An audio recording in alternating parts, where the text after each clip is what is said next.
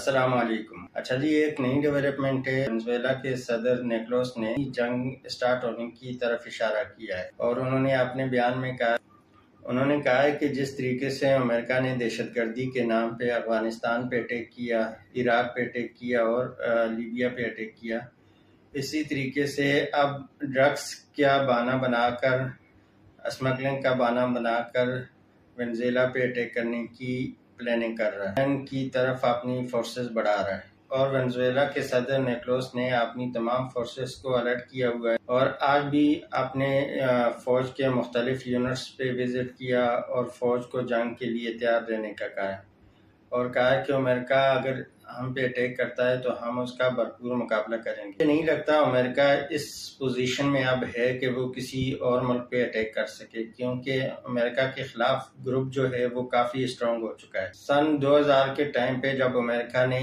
Afghanistan, Iraq या Libya पे attack किया था तो उस वक्त अमेरिका सुपर ताकत था और जो उसके अगेंस्ट थे चाइना था, रशिया था, वो उस वक्त इतने स्ट्रांग नहीं थे। अमेरिका इतना स्ट्रांग नहीं है जितना सन 2000 में था। मध्य मुकाबल जो रशिया है या चाइना है वो बहुत ज़्यादा स्ट्रांग हो चुके हैं। ये जो दूसरा ग्रुप है, रशिया हो गया, चाइना हो गया, शुमाली कोरिया हो गया, तो ये अब काफ़ी स्ट्रांग हो चुके हैं और अमेरिका इस चीज़ को अच्छी तरह अंडरस्टैंड करता है कि वो किसी भी मुल्क पे अटैक करेगा तो उसके मुखालिफ ग्रुप एक होकर अमेरिका के खिलाफ कोई ना कोई प्लानिंग लाजमी करेंगे। नहीं लगता कि अमेरिका अटैक करेगा, लेकिन अमेरिका वेनेजुएला को टफ टाइम जरूर देगा। अच्छा जी, लास्ट में चैनल को सब्सक्राइब करें, बेल आइकन पे क्लिक करें, वीडियो को लाइक एंड शेयर करें और कमेंट्स करके अपना फीडबैक दें।